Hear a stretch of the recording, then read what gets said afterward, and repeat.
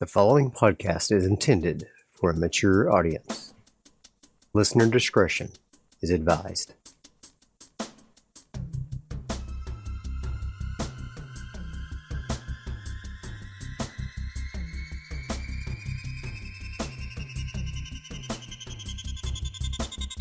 Welcome to Alone in the Realm, a premium solo TTRPG podcast. I'm DV, your humble GM and adventurer. Alone in the Realm is a podcast where we let the dice drive the story, and we are along for the ride. No characters beyond death, and we let the dice lay where they fall. We'll be playing Mothership by Tuesday Night Games, and the Mega Dungeon module, Gradient Descent, by Luke Gearing.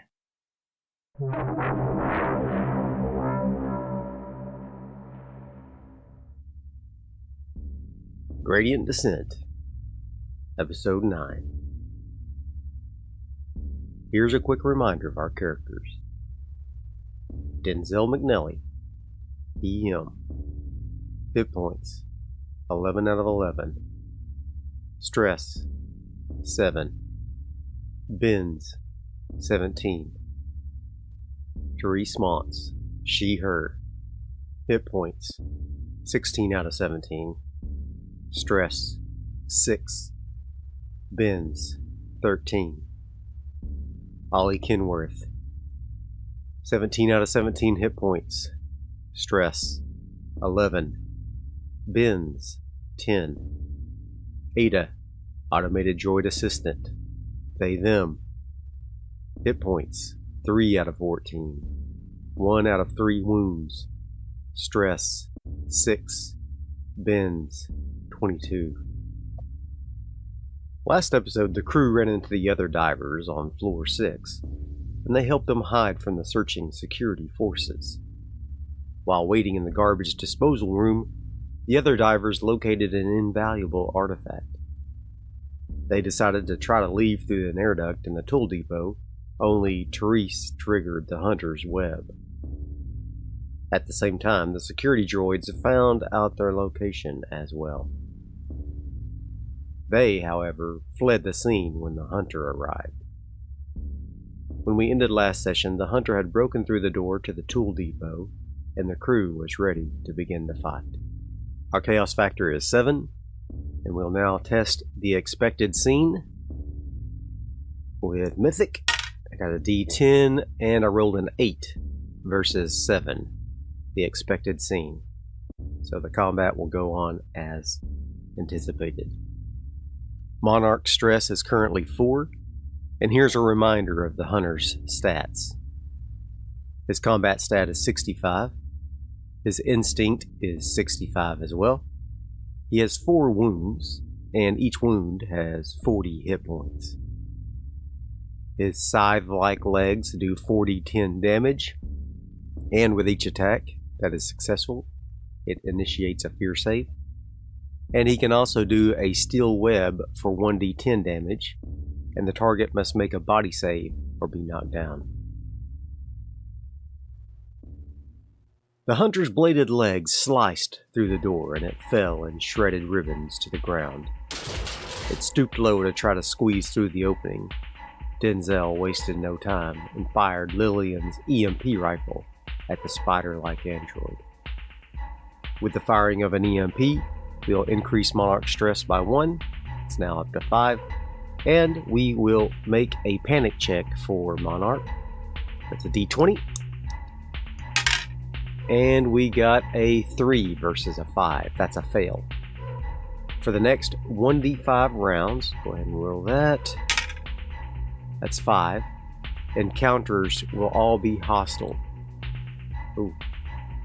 The encounters will all be security androids too. Alright. That's okay. So all hostile encounters for the next 5 encounters. So I guess Monarch has probably given the security androids our description and told them to be on the lookout for us or something. Okay, so now we're going to do our attacks. Denzel, attack the hunter with our EMP rifle. Come on, D100. We got a 53 versus a 40. That's a fail.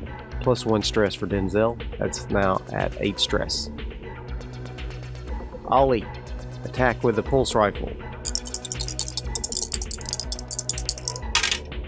89 versus a 44. Fail. +1 stress. He's now up to 12 stress. Ada, attack with your SMG. Oh boy. Come on, Ada. 98 versus 24. Fail. +1 stress. 7 stress. Xenia attacks with her hand cannon. Come on, Xenia. 24 versus 25. Our hit. First hit of the day. Nice. And her hand cannon does 4d10 damage. Excellent. 4d10. That is 14 damage. His hit points are down to 24 out of 40 for the first wound. Miko continues to wind the crank on her laser rifle to reload. It is a single shot pulse rifle that requires a crank every time that it fires. Think of the laser musket in Fallout 2D20 or the Fallout video games. Mythic Fate check. Is the hole in the door big enough for the hunter? 100. 4 versus 75. Extreme yes. I think that means it'll also get to attack as well as moving inside. So the hunter is going to attack Miko, who's the closest to the door.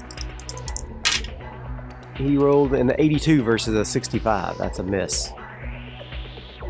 As the door shattered and the hunter began to step through, the divers all opened fire. Denzel, Ollie, and Ada's shots all splashed against the remaining shreds at the door harmlessly. Xenia's hand cannon blast burst against the torso of the hunter with a loud bang. The impact caused the initial attack against Miko to fly wide. Mythic Fate check. Does anyone come back through the vent to help? Nearly impossible, I'll say. That's a 4 versus a 35, an extreme miss. All 3 of the divers who had already escaped decide to come back and save the rest of the crew. Grace, however, will still stay in the vent, and she'll fire from there. She's not a team player. Denzel's both disappointed and gladdened to see Therese and Lillian drop back out of the vent to help in the fight. Grace pokes her head and her Shrike gauntlet gun through the opening. She, of course, would not take any risks for herself above anyone else. Denzel, attack the hunter once again with the EMP. 31 versus a 40, a hit. Nice. Hunter body save at disadvantage. Go ahead and roll 2 sets of 2d10. That's a 96 and a 65. Both fail. Nice. He will be immobilized for 1d5 rounds. 4 rounds. Nice. Disabled 4 rounds. Ollie, shoot him with an auto hit. No use rolling for an attack if the guy's immobilized. A real damage for Ollie. 3d10 is 20 damage. The hunter is now down to 4 out of 40 hit points. Ada, she'll get to auto hit with her SMG. 2d10 damage. 4 damage. The hunter now has 1 out of 4 wounds. The hunter's wound roll. Here we go. Come on, baby. It's a gunshot wound. She rolled 1. Bleeding +1. That's alright. Good job, Ada. Therese, she's going to fire her SMG as well. 2d10 damage. 12 damage. The hunter is now down to 28 out of 40 on his second wound.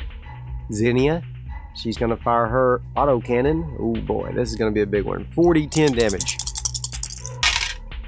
26 damage. Whew. The hunter's now down to 2 out of 40 hit points. Miko, fire your laser rifle. It's only a 2d10 damage. 9 damage. This is the second wound for the hunter, and he's now down to 33 out of 40 hit points on his next wound, which will be the third one. Miko's weapon causes bleeding damage, so we're going to roll on the bleeding table with advantage for the hunter's next wound.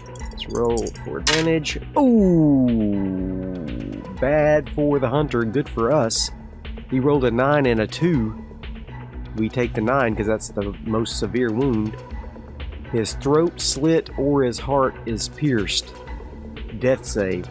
Oh, poor little hunter. Poor little hunter. You never know with the wound table. You never know. Alright, we're going to roll a death save for the hunter. D10, he got a 3. He is comatose. Grace doesn't stop firing, however. She goes ahead and fires. And she gets 8 damage. And the hunter is now down to 25 out of 40 hit points with 2 out of 4 wounds. Okay. Wow. Ollie gets +1 stress at seeing an android quote-unquote killed. He's now at 13 stress. Denzel fired the EMP once again. This time it zapped the electronics of the spider droid. The others gave a whoop and started pelting it with gunfire. Miko's shot, in particular, lanced through a critical part of the droid, and a small arc of light flared from its chest. Mythic fate check. Do they finish it off? I would say likely. 95 versus an 85. No, they don't. Okay. Mythic fate check. Does Grace's crew know of another exit? Unlikely. I got a 22 versus a 65. Yes, they do. And it's a random event. Roll on the random event table. I got a 1, a remote event. Okay. I think I know what to do with this. Arcadie's voice came crackling over Teresa's comms. He was breaking up due to how deep in the station they were. It was clear, however, that he was saying the loading dock was swarming with security androids. Grace nodded to Miko, giving her some unknown signal. Miko responded to Arcadie that he should make way to the main thrusters of the deep, and that they would meet him there. They all squeezed past the injured and disabled hunter. Ada wondered aloud if Monarch would find and repair him. Several members of both crews gave her a curious look. Grace instructed them to drop their visors once again and warned them they would be soon going into hostile areas. They opened a door in the intersection that led into a room filled with dials and readouts, outlining the oxygen levels in each floor. They could see that all floors have good levels, except for floor 5, which had no oxygen. Now I'll roll for an encounter check. I got a 60. None. What's on floor 5? Ollie asked. Grace mumbled something about him eating crap and dying. No one else deigned to answer. They opened the bulkhead door and entered a darkened room that was dimly lit with green and yellow lamps around giant, sealed glass cubes filled with algae. They walked for around 30 minutes in silence through this gargantuan space. Ollie wondered if this was where the station had its oxygen created and carbon dioxide scrubbed. Grace once again mentioned him making turd sandwiches and dying.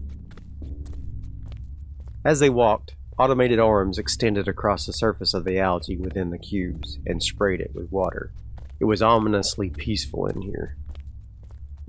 Alright, since it took them 30 minutes, we're going to roll 3 encounter checks. That is an 87, an 80, and a 79. No encounters. They finally came to a sequence of bulkhead doors and an airlock. It was locked, and Therese was happy to have the tools she had pilfered. She shot a look of "I told you so" to Miko. It took her a few minutes, but she successfully opened the door, and they entered a room filled with numerous panels and switches. In the light from their suits, they could see steel web glittering over all of the controls.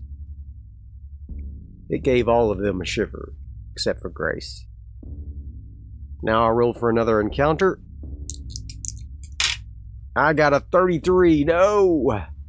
We know this encounter will be security androids due to the Monarch's panic check I rolled earlier. How many will it be? 1d5? 5 androids. We also know that they're weaker than our group from the 33, so I will give them all half health. Maybe they faced some danger elsewhere. They opened up the lightweight metal door at the end of the room, and there, in the narrow hallway in front of them, walked 5 faceless security androids. Grace wasted no time and launched a grenade from her launcher down the hallway into their midst. The security androids have a combat skill of 60, and they are wielding steel wool shotguns so that they don't do damage with missed shots onto the station itself. The shotguns do 3d10 damage and are harmless to objects. They have an instinct of 50. They have 1 wound with 10 hit points per wound. Grace attacks with her grenade launcher. She rolled a 70 versus a 50. That's a fail. However, it's hard to miss with a grenade, so I will say it still hits 2 of them. The rest are shielded from the blast. That's going to be a 3d10 damage. 23 damage to Android 1 and Android 2. Both are killed. Ollie gets +1 stress from seeing an android killed. That gives him 14 stress. Monarch gets +1 stress. That's 6 stress for Monarch. Xenia is now going to attack. She's attacking android number 3 with her hand cannon. She rolled a 20 versus a 25. That's a hit. 4d10 damage. Ooh, what a weapon. 25 damage. Android 3 is killed. Ollie goes up +1 stress. His stress is now at 15. Ooh. Monarch goes up +1 stress. Her stress is at 7. Lillian is going to attack Android 4 with her revolver. She doesn't want to use the EMP. So she's going to fire 27 versus a 40. That's a hit. That's 1d10 +1 damage. That is 4 damage. Android 4 is now down to 6 out of 10 hit points. Miko also attacks Android 4. She rolls a 3 versus a 30. That's a hit. 2d10 damage. 17. Android 4 is killed. Ollie gets +1 stress. His stress is now at 16. Monarch gets +1 stress. Her stress is now at 8. Denzel is going to attack Android number 5. That is a 15 versus a 40. That's a hit. He rolls 2d10 damage with his weapon, and he gets a 6. Android 5 is now down to 4 out of 10 hit points. Ada also attacks Android 5. 72 versus a 24. That's a miss. She gets +1 stress. Her stress is now at 8. Ollie also attacks Android 5. Android. That's a 30 versus a 44. That's a hit. He does 3d10 damage. That's 15 damage. Killed. Ollie +1 stress. Stress now at 17. Oh, mama. This android empathy is going to kill him. Monarch also gets +1 stress. Her stress is now at 9. Things are getting hot in here. The firefight ended almost as soon as it had begun. Grace's grenade exploded in the midst of the security androids, and 2 of them immediately went down. The rest of the crew were able to silence the remainder without the androids being able to fire even a single shot. Mythic fate check. Are any of the shotguns still good? Likely. 83 versus an 85, yes. The crews gather up the steel wool firing shotguns. They can sell those back to Arcady or just keep them for themselves. Grace's crew takes 4, she insisted. And Denzel took the last one. They hustled on down the hallway and turned down a branch leading to a room labeled Power Generator. They opened up the bulkhead door, and within was a massive room. A shielded nuclear core ran underneath a narrow inspection walkway. Alright, this is going to be another large room, so it'll take us 30 minutes to traverse it. I'm going to roll 3 encounter checks. That's a 56 and an 81. And the last one is a 92. No encounters. The crew wasted no time and exited the room after another 30-minute walk through the massive area. They went into another gigantic room filled with tight-bladed metal coils in organic patterns. Ollie explained to anyone who would listen that this was where the station cooled the nuclear generators. Even with their vac suits on, the extreme heat in the room was unbearable. They retreated back into the power generator to discuss what to do next. "Didn't you know about this already?" Denzel went to wipe sweat from his brow but forgot his visor was still down. "We'll never survive a walk through that place without a hazmat suit. These vac suits won't stop that heat."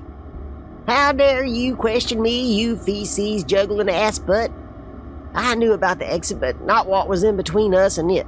There, satisfied?" Grace screamed in his face. Sweat beaded on her bald head. Denzel just cursed and turned away.